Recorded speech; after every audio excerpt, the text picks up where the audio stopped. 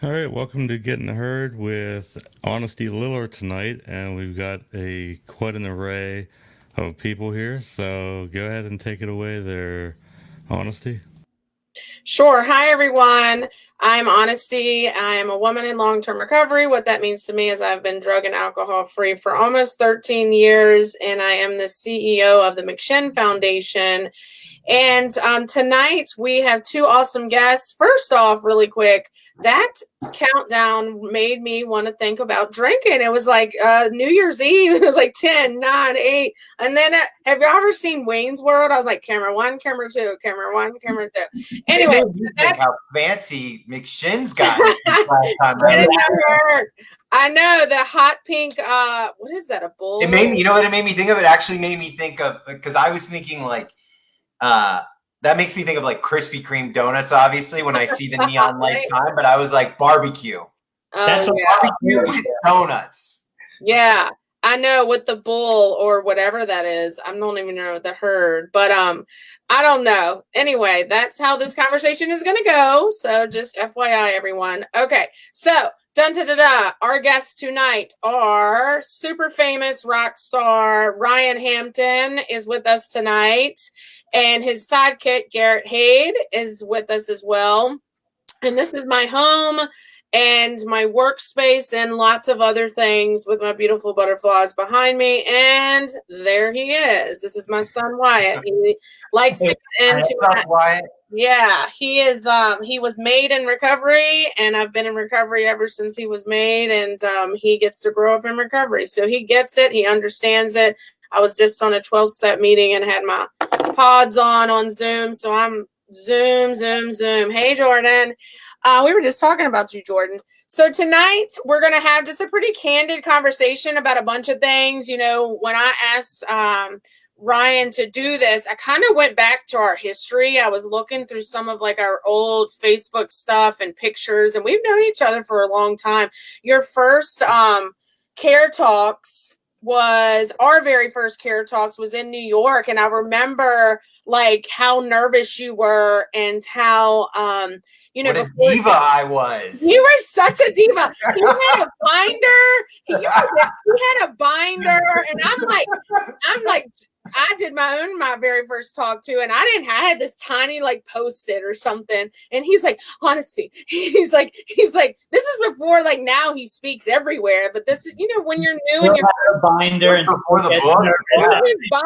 It was highlighted, and when I was going through, he's like, look through it, and I was looking through. I was like, damn, dude, you only have 8 minutes. Like this is like but I think I actually took like 25, if I recall. I went way over time. Way over, but a bunch of us did. It was our first one. But anyway, I was just thinking back of like, you know, you were still kind of a baby in recovery and still like and definitely in this field, like this advocacy, and like seeing how far you have come from just that night in New York and how nervous you were, and like, you know, then like getting up on that podium and how passionate you were about your friends that you've lost to addiction.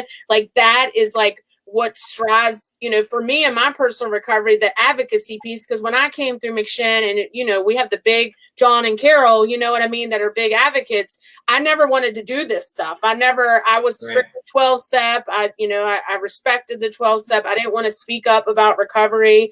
And I remember Tom Coder and Aaron came and did the messaging training when I lived in McShin. So that was like, gosh, almost 13 years ago. And that slowly progressed like how I advocate now. So, you know, I think it's just like the process of recovery and like how we can be a face and voice. Cause I never knew, I just thought it was 12, you know, I had to be in the basement and just with my sponsor and stuff, which I respect 1000%, but also like, there's so many people out there that need to hear our voices, they need to know, like we can recover, but also our families can be okay and they can recover too. So if you want to we can start off, you know, talking about like how you guys are doing with your organization first off, and like how are y'all, how did you come into like the advocacy field from being in early recovery? Y'all were together, right? Yeah, I'll Garrett, you want me to start? Because I know we've got like different iterations of this story. Oh, great. It's quite well. It's actually great when you can hear it from Garrett too, because it's it's quite a story. I mean, I think first and foremost, like we're doing okay.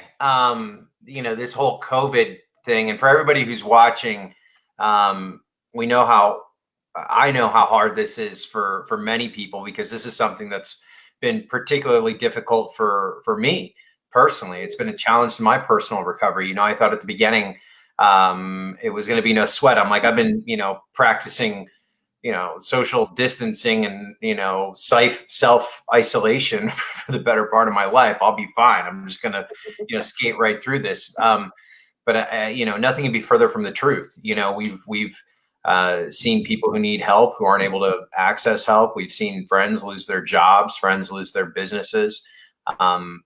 It's certainly put the advocacy up on its head, because we're now having to advocate in different ways. There's a lot of things that are still going on, like this opioid litigation and whatnot. I mean, that's all still happening, while, the COVID-19 just kind of consumes the press. Sadly, I think all the work that we've done, that the people who are listening have done, families, recovery community organizations, a lot's happened since we got involved in the last couple of years. But I think we're going to sadly see ourselves take 2 steps back. Right. And I say that because as this curve, we keep talking about flattening the curve of the COVID. There's a whole nother curve that's happening that people aren't really paying attention to. And that's, spikes in suicide, spikes in overdoses, spikes in barriers to care. I hear, we hear on the news about people not being able to get treatment and ventilators, and not being able to get tested, and the inequities in the healthcare system. All very valid points, right? Not taking that away from anybody or this case. We now have dueling public health crises. But I hear this stuff and I think to myself, literally, welcome to like our world every single day, right? Like, I mean, this is not new news, right? Like the healthcare system being completely unprepared to deal with a public health crisis. I mean, this has been going on for a long time. We see it through our lens and through our work all the time. It has been difficult, it depends on what side of the bed I wake up on in the morning. I was telling Garrett, I'm like, I just can't, I can't wait for our state to reopen. I can't wait to go to an in-person meeting. I've been checking out different online meetings, and while they're great and they're kind of a gap filler, they're also not the same thing. They're definitely not the same thing. And I can't imagine, I'm in a good place in my recovery today, right? I don't know what would have happened to Ryan had COVID have happened in 2014 when I was first looking for help, or in 2015 in that first year. I don't know how I would have dealt with, this quarantine lifestyle, right? Because my whole first year, even longer than my first year, and Garrett, you'll have to speak to this, but that first like 2 years just thrived on being around other people and getting out of the house. The house was the last place I should have been. In fact, I was threatened at the sober living I was at that if I stayed in the house, they were going to boot me, because I was spending too much time there in the beginning, and they knew that I needed to get out and be around other people. It's been difficult. It's been difficult. Garrett, what do you think? I mean, you mentioned, not to mention that, me and him we look like we're in separate places, but as is been since the beginning of the recovery journey, we're only about 20 feet away from each other right now. Which I didn't know y'all still did that. It's like, I don't know what I would do, right? I don't know what I would do. Oh my gosh, to be quarantined with your best friend, that is like amazing. We're quarantined for life. Yeah. It hasn't changed much. It feels like no, but I think the good point is it waking up on which side of the bed, because there are, this is hard. It's hard for a lot of people I talk to every day, but sense of anxiety, it's definitely something new. Ryan was saying he doesn't know what would happen. I'm pretty sure what would happen in that first month, first couple of months in recovery. This would not have, and I feel for people that are going through this right now in early recovery. This is incredibly rough, and especially for like, at least, you know, people who struggle with like the sense of like, I'm such a, you know, I want to know what's going to happen tomorrow. And the fact is that nobody knows, nobody can give me answers, and everybody's in that same place. But for somebody who's dealt with, like, you know, when you deal with those control issues and wanting, like, I need an answer. I want to know what I'm doing tomorrow. I want to know if work going to be okay. I want to know if I'm going to be able to pay my bills, and that sense of like not knowing what's going to happen. And then Ryan was talking about, like, I want the state to open back up, but what is that going to look like? Are we going to be able to go back to meetings when everybody, like, the governor could pop on and be like, hey, we're open? And it's like, what? Are we going to be able to get on airplanes? Or are people going to feel comfortable going on airplanes? So this whole sense, this is an incredibly, like, unique, hard time in our world. And I was talking to a mother today, and it's like, all these issues that like we've worked on for the past few years, it's like we're working on those, but also there's like 10 different new problems that have arisen out of this. And it's only highlighted the gaps that we've all known about. But somebody close to me, a family member, was released from jail, and which is great.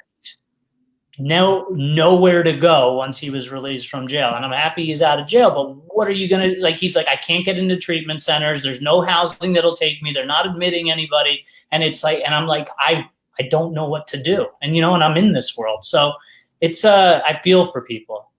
But it's also, I mean, but in terms of the advocacy though, too, because like, you know, there's like so many, nothing has changed in terms of the work we're doing. We're just it feels like we're having to do two different plans, right? Like, because like a lot of our work in the advocacy has always centered on like in-person actions, right? So like showing up at someone's office, having like mobilized recovery, recovery advocacy project, building platform, candidate issue platforms,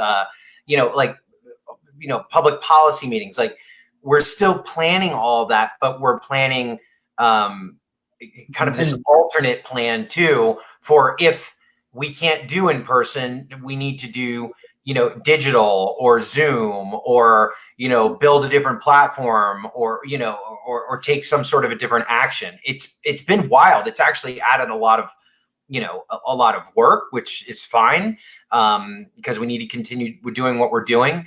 But I think the uncertainty of the whole thing has been frustrating. But also, again, look, I have friends who've contracted COVID. We all three of us on here have mutual friends who've contracted it.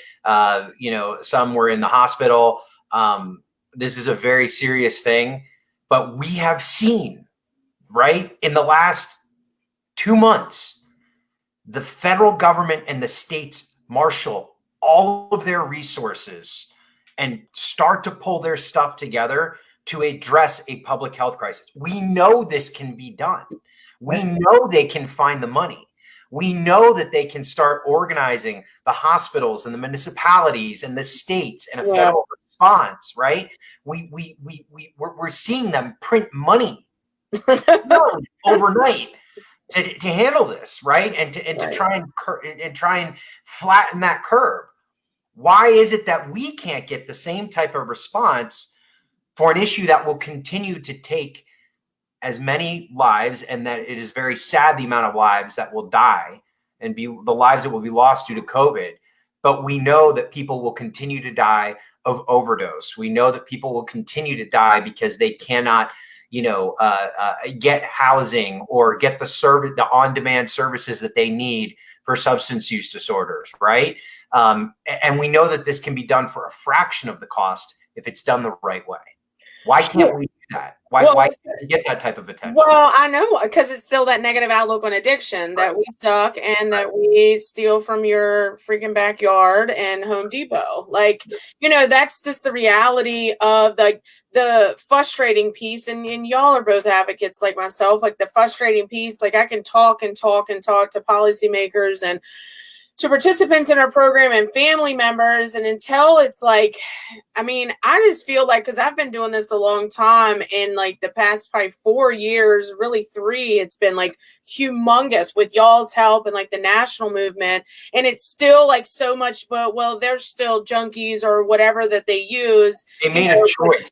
That's right, what it is. that's It a was their choice. And COVID is different, which again, I'm not knocking that either. It's just frustrating too, because it's like bam, bam, bam, bam, bam. Here is billions and billions and billions of dollars. When, even the spikes now, like, we had a lot passing away, overdose and suicide. It's insane. It's insane how much it's affecting that isolation tool, that isolation piece of like, not being able, even if you're not in 12-step, if you need that herd, like you need, like, that's why we call this get in the herd. John created the herd before I came around. It's like, having those hugs and like those elbow, whatever people are doing. Like, I don't even want to do that either, but it's like, it's just not the same. Like, I'm grateful I have my dog and my husband and my kids I get to hug every day. But like, for someone being in recovery, that's just a different whole experience. And like Garrett was saying, like, what is this going to look like? Like, who knows? Because I've heard of underground 12-step meetings still happening. I've heard of, people still meeting in parking lots, but in groups of different 10. So they're not all together, because it's like that need. It's not because they want to, well, it might be because they want to hook up. I don't know. But it's, I really think it's that we don't know what to do with ourselves, when, especially in early recovery. So what we've utilized for McShin is this stuff like this. So thank you guys again for our people I know a bunch of our recovery, we have 11 recovery houses, and most of them are all new to recovery. So it's like, I do 4 nights a week. I zoom into each female house. We have 4 female houses. Our other staff are doing the men's houses. We have recovery coaches we're doing Zooms with. We're doing family group at night, our house meeting, and like we're Zoom. Yeah. And it's like, and I was seeing some of Randy's comments, and it's like, how do we march up to the White House and do all the work that we've been doing for years? Not just like, this is all new to us. Like, this advocacy piece is like years of our hard work, hours upon hours upon hours of our life. Our life, our passion, our purpose, everything. I tell everyone all the time, I made a career out of my heroin addiction, like hands down, point blank. And I have, because of things like John and Carol and advocacy and McKen, you know what I mean? And it's like, and these parents like that are still like their kid is using in their house. Right. So it's like, how do you get them Narcan? So we've seen some couple things in our area. The Chris Atwood Foundation, if you just fill out this form, they're shipping Narcan to homes, which is amazing. We're the Voices, but just a shout out on that. Something we're super, super, super proud and grateful of. Voices Project, which is Garrett and I's nonprofit, had been working with Atwood Foundation for the last 2 years and secured a very large contribution of naloxone specifically for sober homes. And that whole partnership was advocacy driven, right? We, and I've told this story a couple of times before, and it's in American Fix. But I had lost and this was 2017. I don't even know what day it is. So it was late 2017, early 2018. My first sponsee that I had, right? He died of an overdose, and he died of an overdose in a recovery house in Southern California. He had come home. His name was Tyler. Tyler had come home one night. He had a relapse, recurrence of use, whatever you want to call it, on heroin. And he called me that night and said I had relapsed. I've used again, but they're going to let me stay at the house tonight. And so I have a place to stay. And I said, well, thank God you're, roof over your head. I'll pick you up in the morning and, we'll go bang down doors till we find somebody who's going to take you into treatment or figure out what to do. So we had a plan in place. And this wasn't just any house, right? Like this was one of those, Tyler's family had been spending, I don't know, $1,200 a month on this house, or $1,500 a month on this house. And it was a nice house that had been around for like 10, 11 years in our community, was well known. Probably about 80% of the people who lived in that house were there from in recovery from an opioid use disorder. The house manager and the owner made the decision to let him stay there that night. So 6 a.m. the next morning, the morning I was supposed to pick Tyler up from the house, the owner of the house went down to wake him up because they had him sleep in the living room. They didn't have him go to his room.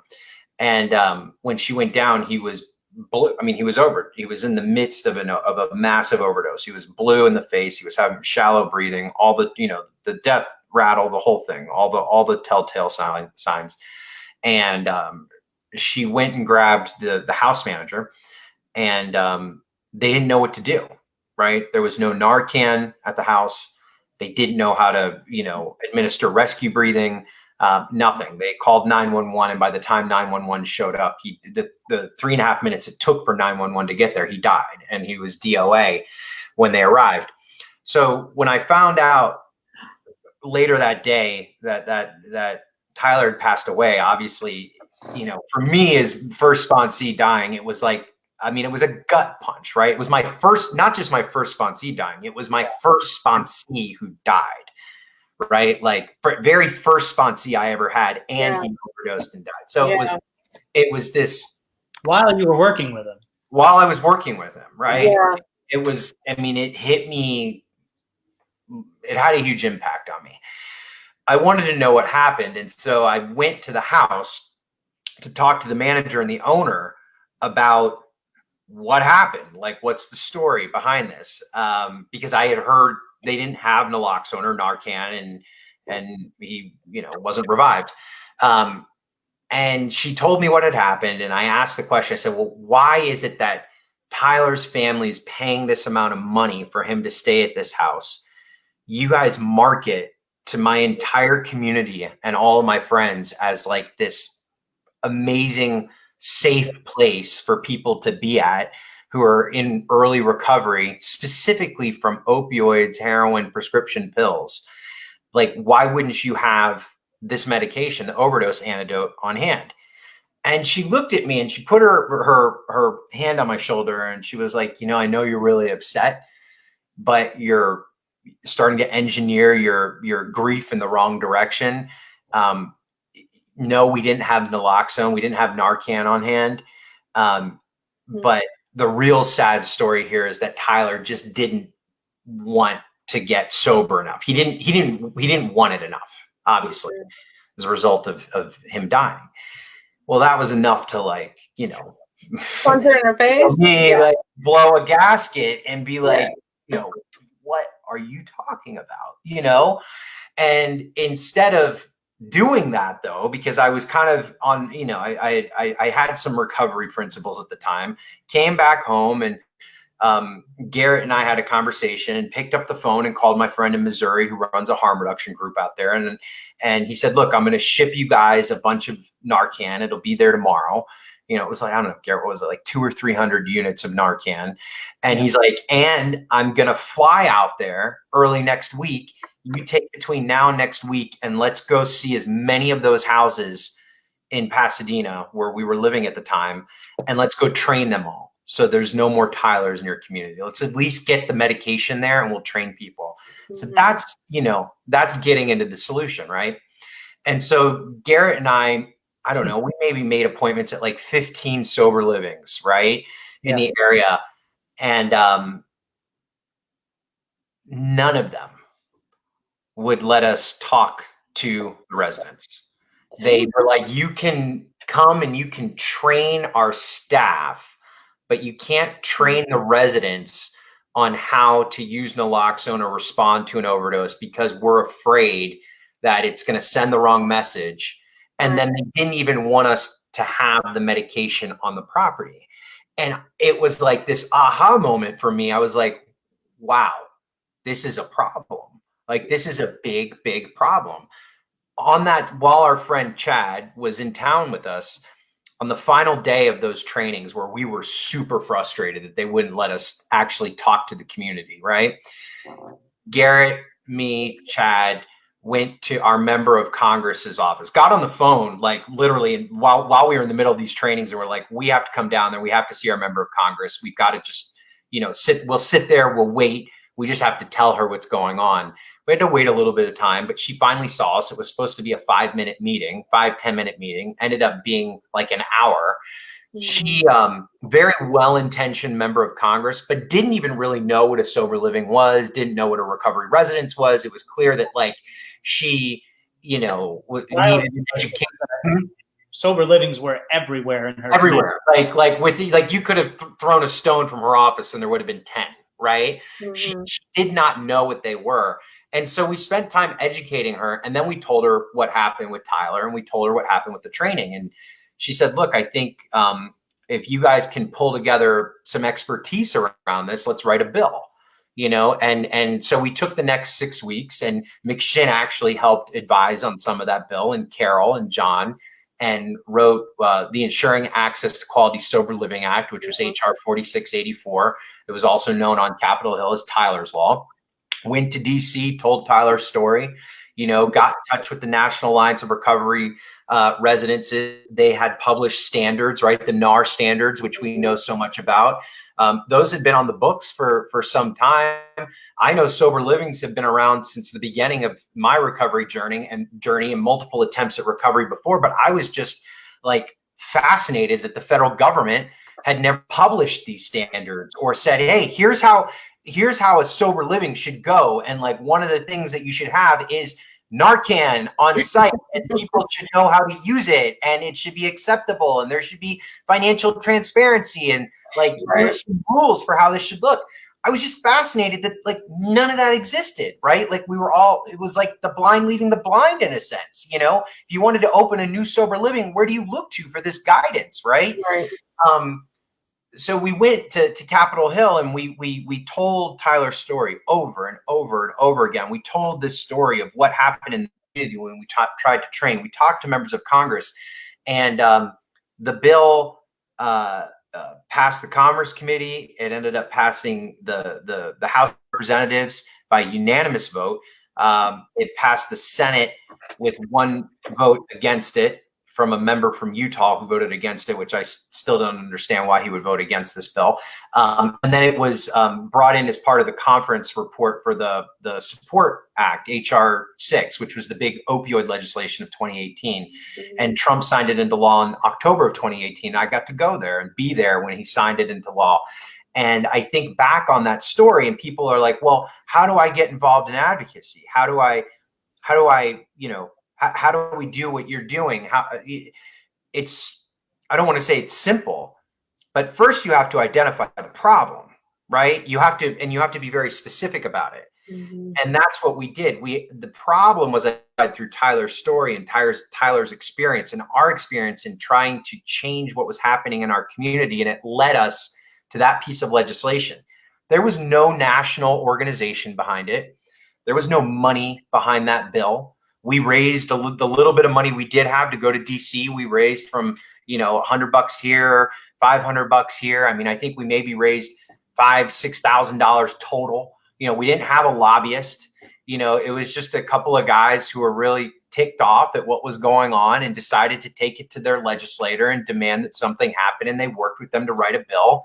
And we had an effective public narrative that got it done. That's how this happens. You can't do it. And I believe with all my heart that we were successful, right? Which is what will lead me to why we created recovery, or not created, but why we're pushing for Recovery Advocacy Project and why we're so involved with that right now.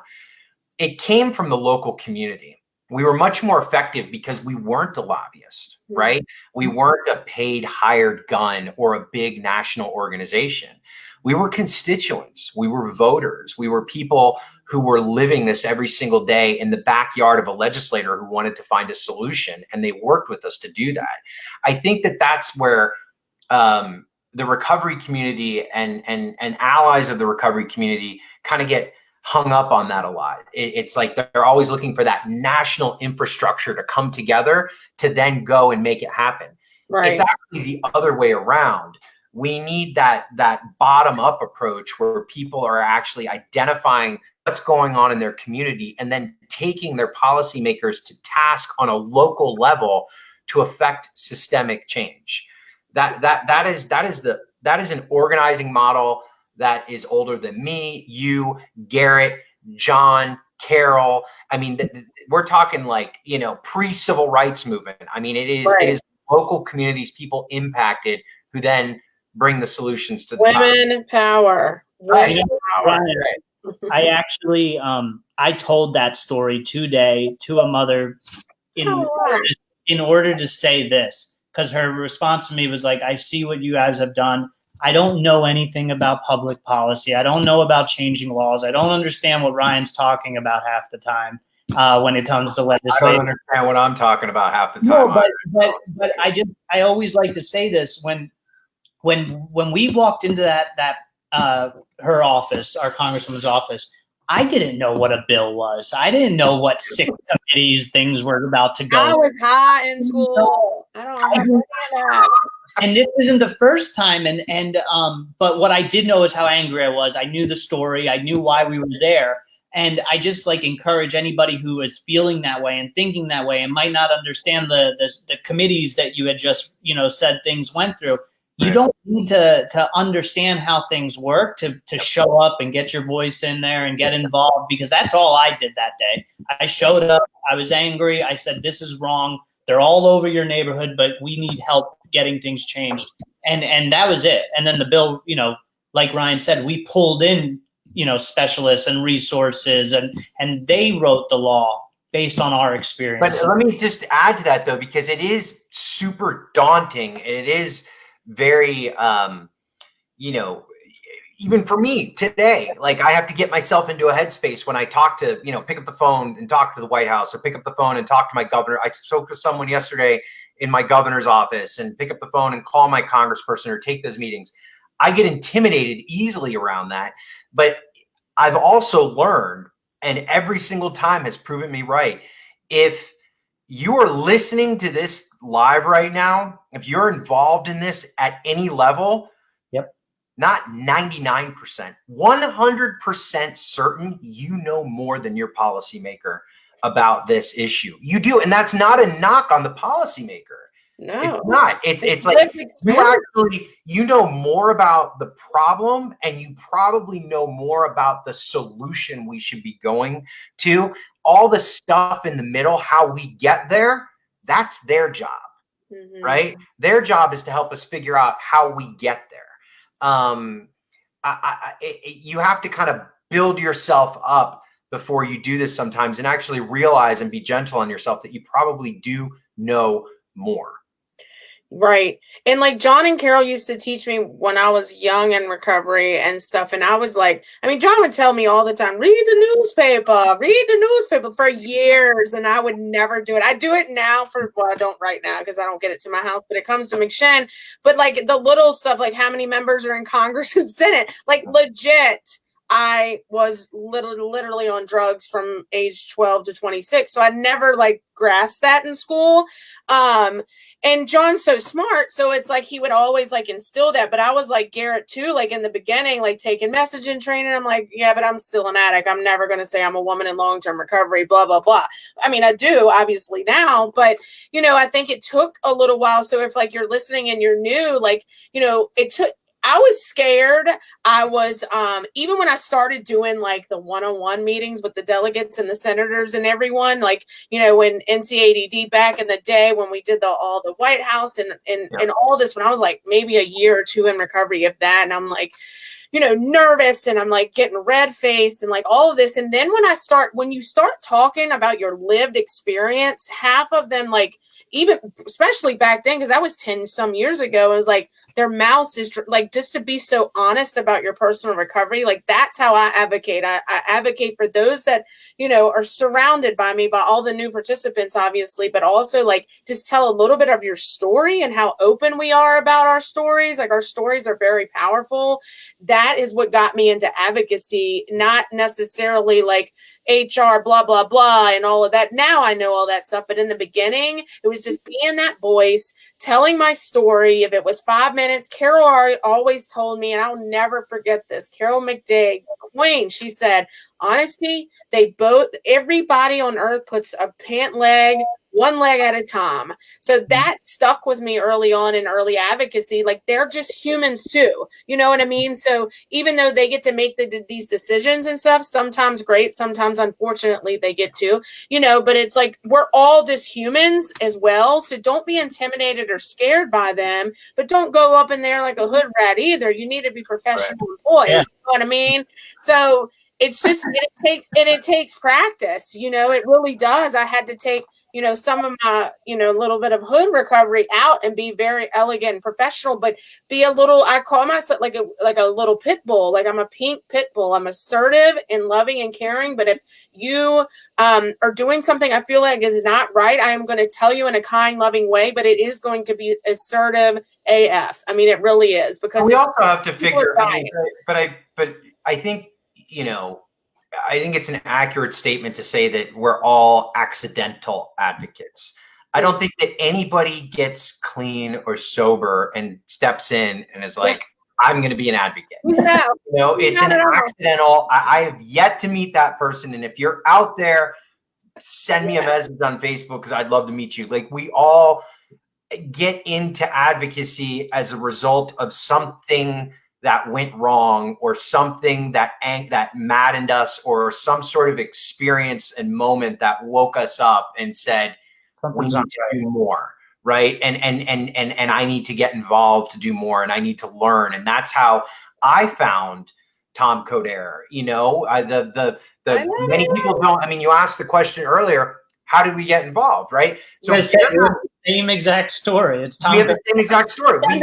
Tom, we were in a sober living house, like legit in a sober living house. Not the best house in the world. Was not a $1,500 a month house. It was a, you know, $200, $300 a month house, you know, and we were in this house, and our friends started dying, roommates of ours, and people told us we didn't know what to do. And it was Greg's movie was out on Netflix at the time. You know, we caught on to that. We watched it. The Unite to Face Addiction rally happened like I got out of treatment in 2015, right? In February. When did I go to February 2015?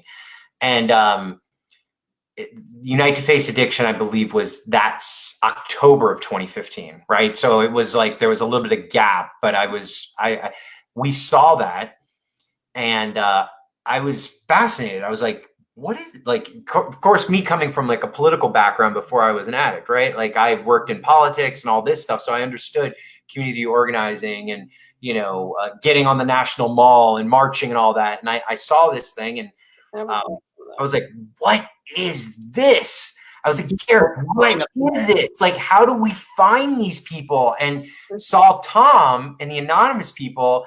And of course, Tom tells like he had me sold when he was like, you know, I was a state senator smoking crack in like the Rhode Island state, you know, capital. And I'm like, that's me, but I wasn't a state senator. You know what I mean? I can identify with that. And I looked for him on Facebook, and I found him on Facebook, was not friends with him. And I just sent him a rando Facebook message at like 11 p.m. at night. That was probably, I don't know, 1,000 characters long of like, here's who I am. Here's what I've done. I just saw you, the anonymous people. I'm like super impressed. I used to work in politics. I really want to meet you. I've got this friend Garrett. We live in this sober living house. Here's what's happened. Like, how do I get involved? How do we get involved? And Tom got back to me like 3 or 4 days later and was like, thanks for the message. When do you have time for a phone call? He's precious. This is all his fault. Like, responsible for this mess. Like he's the one who introduced us. He put Greg, right, that led us on that cross country trip, you know, in 2016. Which is how we found McShin, right? And John called us. John called us when we were in Texas, and we were like literally out of gas, right? Literally out of gas. And John's like, just get here to Virginia. I'll have you guys on this trip and we're trying to do and show you around. That was the first time. Some barbecue, some Virginia barbecue. Right. I mean, but that's how that's how much along the way that like recovery, like personal recovery has happened. You know, the advocacy community and recovery isn't much different. I mean, it's a different thing. They're two separate verticals. Yeah. But the connection is the same. Yeah. Yeah, and like to touch on like the Narcan and like all of our houses have to have it. If we have to use it, we fill it immediately. It is really crucial. Like every single one of our houses, all of our participants, staff, everybody gets trained. Like that's crazy. You know, that just baffles me because the staff don't live in the house. What the hell? Like, you know, how is the house leader or whatever? So we do trainings all the time, you know, and we do house leader trainings every Wednesday night. Bob, that's our director of our men's program, does a house leader training every single Wednesday night. He does it after our regular house meeting. So it's important to like show these individuals like what Narcan and a multiple, we have other emergency services posted in each of our houses and stuff too, you know, for alcohol and whatever as well. But, you know, I think also like, touching on, you know, being that face and voice of recovery, like at all times, like we also have to be mindful of like what we post and, you know, what, you know, because I've seen advocates post some things on, like, I don't do any of that weird stuff on Facebook, no offense by any means, but like I make sure, because I know I represent McShin at all times as well, so you don't see me twerking or anything up on my personal page. But I have seen like wars between our fields, you know, wars and it breaks my heart of like some very people that I've seen through my travels and my recovery journey. So like, how do y'all I guess like Garrett, and like, how do y'all put a stop to I'll read stuff and I'm like, man, did he really say that? Or she really, you know what I mean? And it's like, man, I respected that person. And then my spiritual principles obviously come in my personal recovery, you know, but I don't like fire back at people. I don't do any of that stuff, but I know, I know Ryan does. No, I mean, I don't though. I mean, that's not, I mean, I don't, I don't want to take up all the air, so I'm looking down at Garrett. I want to kick this to him. I've learned though that if you know, why do you know? How about this? Let me rephrase that. Why do y'all both of you answer? Why do you think I feel the past year-ish that our field and other individuals why are we fighting when we're all trying to freaking save lives? Like, come on, like fighting over money, fighting over who has this and who has that and who did this first. It's like so much ego involved now with the recovery movement. I feel, this is my personal and professional opinions, like that needs to stop and we need to focus on. Yeah, but people have gotten far. Part of the problem though is that like people aren't really practicing like recovery principles. That's what it comes down to. I mean, like, I'm not trying to call anybody out specifically, but me neither. You know who you are. I mean, like, you know what I mean? It's I know that it's so sad and frustrating. It's sad, but you also need to, like, the best way to overcome that. So someone told me once, the best way to combat bad speech and bad actions is with good speech and good actions. I know, and I'm great. I'm going to say, I part of the problem of why we can't get things done is because of our infighting.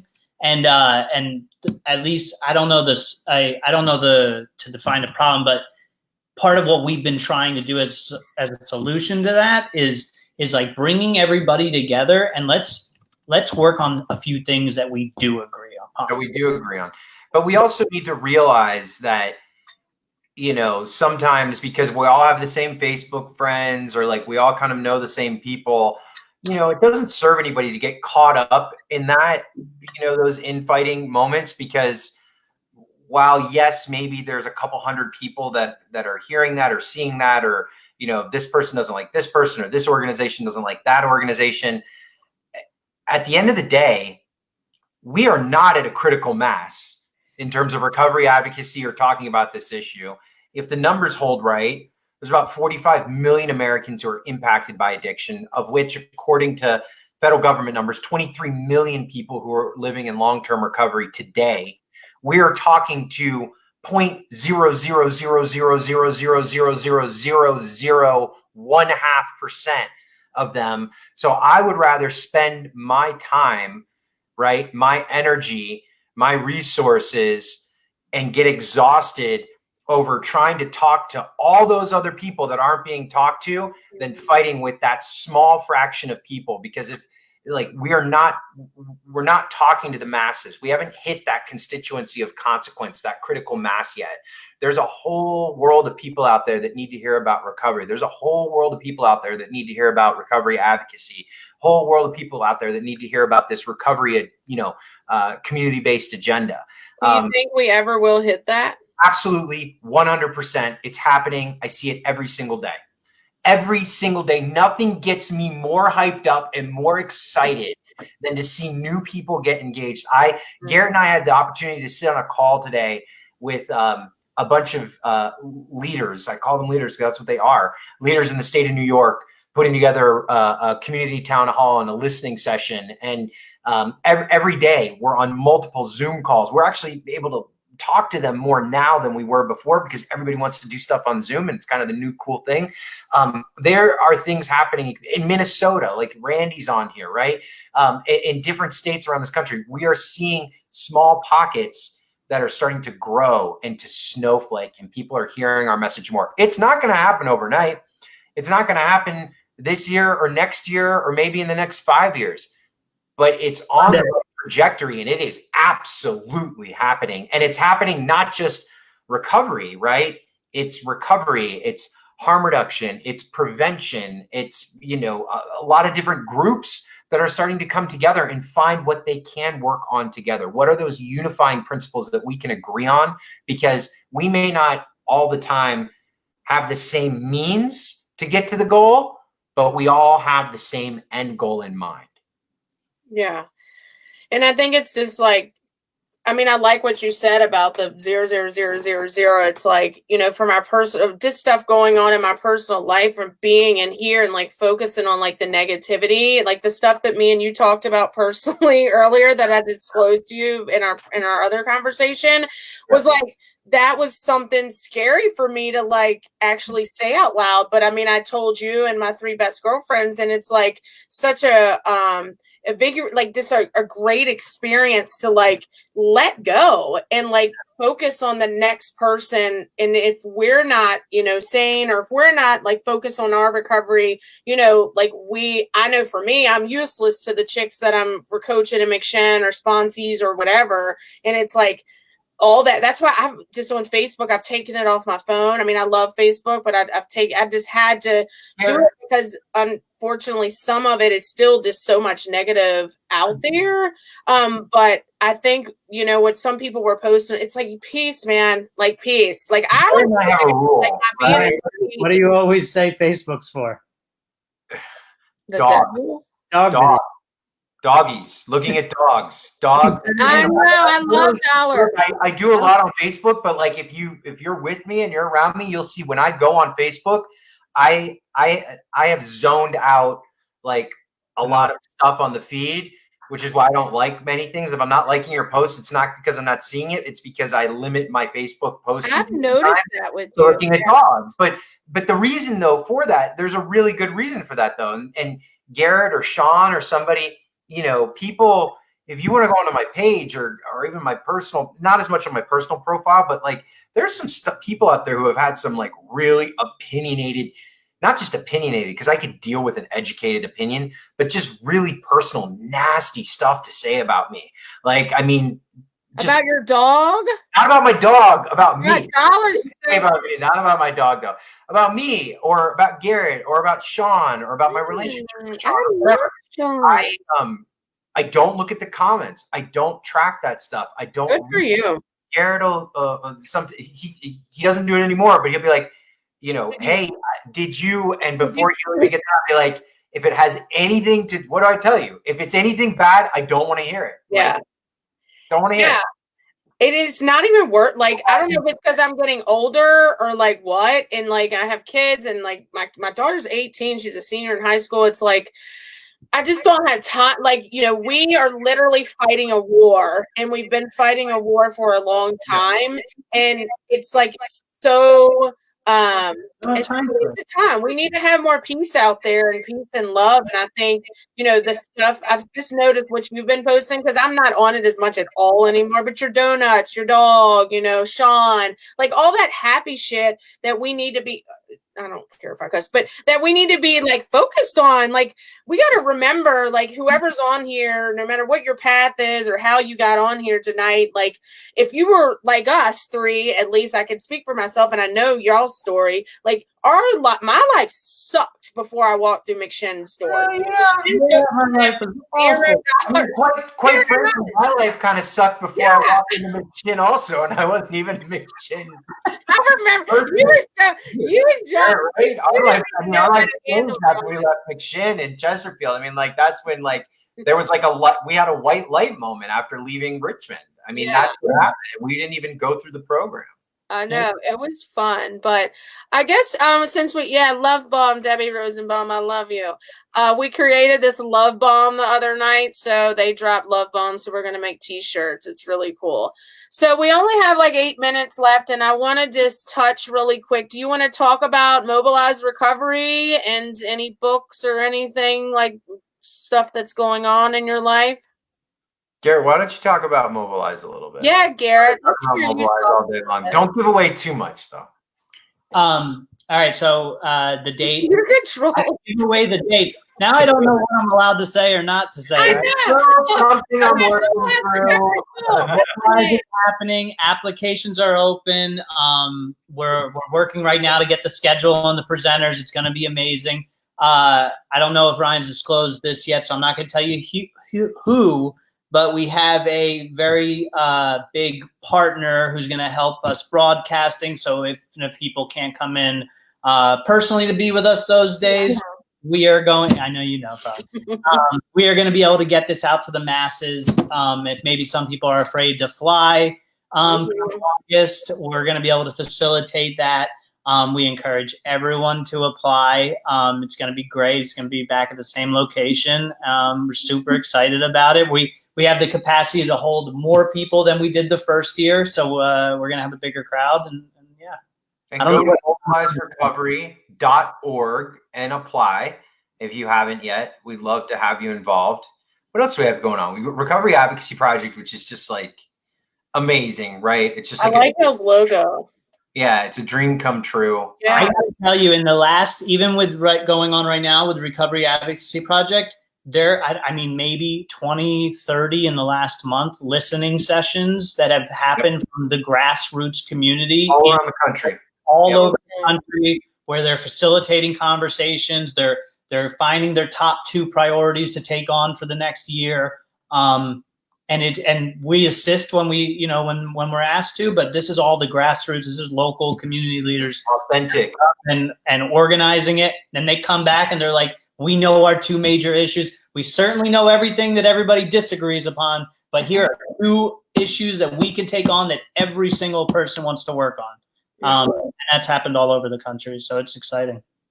Yeah. These are new Recovery Advocacy Project bumper stickers. Oh, can I order some? Oh, where can we order those? Can you send me some? These are the you can just send me a box. I'll send you some. We're gonna have them. We will have them. If you're still so we got these made up, and I'm super excited because I was, again, I'm a political, I don't want to use the J word. I'm a political freak, I guess you could say. And I'm like, oh man, we're getting bumper stickers, and Garrett and Sean look at me. They're like, nobody's gonna put those on their car. I'm like, what are you talking about? Oh yeah, John definitely. He's like, nobody's gonna put those on their car. I said, I'm not putting a sticker on my car. Vinyl rip-off bumper stickers. I'll put it on my computer for sure. I will put a magnet on my car, and I will make the magnet, but not the sticker. Hey, you know the magnet is worse for your car because when you get it car washed, it gets little pieces of dirt behind it. And it scratches your car. The stickers are much better. You can get the Goo Gone stuff and it comes off just like that. But I know John Schinholzer will have one, if not two, on his car. He is amazing. I'm going to send you a bunch this week. Yeah. And this is my official application for Mobilize Recovery. Hi, I'm Honesty Liller. I'm a woman in long-term recovery and CEO of the McShin Foundation. Thanks. I love it. Anything else that you're working on you would like to talk about? You know, I'd be remiss if I didn't mention, just because Garrett and I are both super involved in this Purdue Pharma bankruptcy work, that it's just important, if you're listening, to stay in touch with your attorneys general in whatever state you may be in, and your legislators, and make sure that they're keeping our voices, recovery communities, front and center when it comes to these funding decisions. Because even though it seems like the world has stopped, and trust me, I'm on these court calls literally daily, there are a lot of decisions that are being made about us right now in our communities, and how this money is going to be spent and where it's going to go, how much money is going to go to local communities and recovery community organizations and harm reduction groups and family support services, and if we're even going to see any money. I mean, those decisions are happening right now.